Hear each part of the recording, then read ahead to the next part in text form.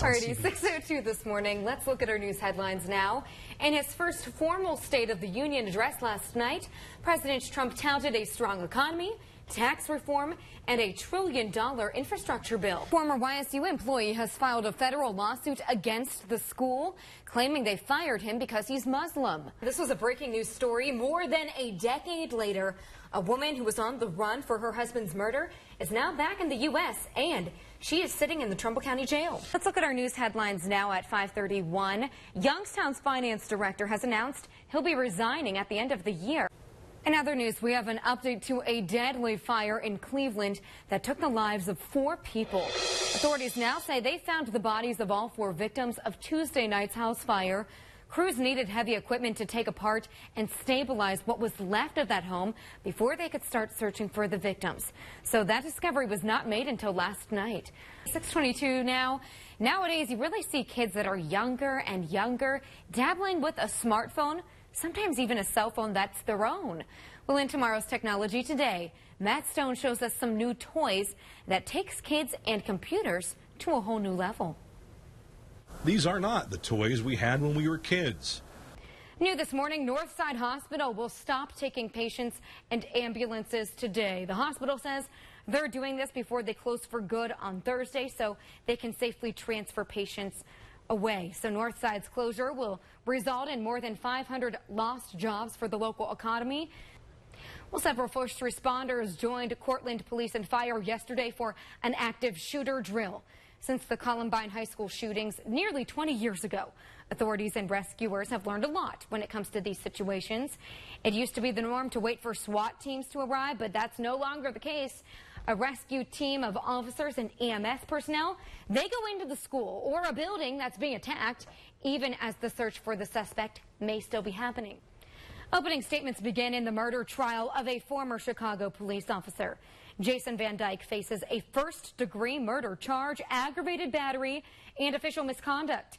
He's charged with the shooting death of 17-year-old Laquan McDonald, who was shot 16 times.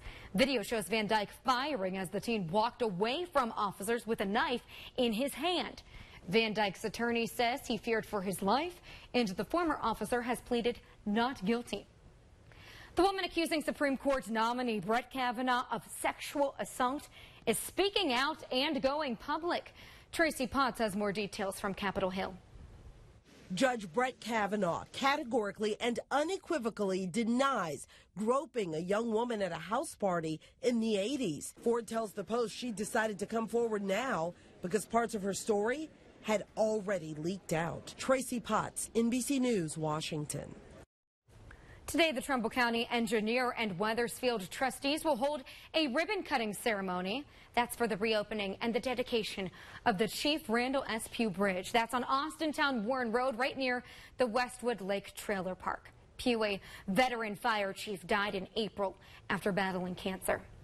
Experiments over at Youngstown's Oh Wow Science Center spilled out onto downtown streets yesterday afternoon. And the opening night for Freckle Face Strawberry will be September 28th. If you want to watch it, it's over at the Trinity Fellowship Church in Boardman. But it looks like they had some sunshine over there, didn't they, Chris? Yeah, nice looking day for that outside. Of course, start 'em young because music is life. Believe me, start 'em young. It's very valuable as you go throughout your life. You know what? We do have some unfinished business. We have some today's talk to get to, don't we? So this is new. So Chris is hanging out with us on the morning show for the weekdays for the first time, and we do today's talk where we ask folks a question on Facebook. Yes. So Vince did a story about how much sleep we're supposed to get. They say ballpark 7 hours is the sweet spot. I wish.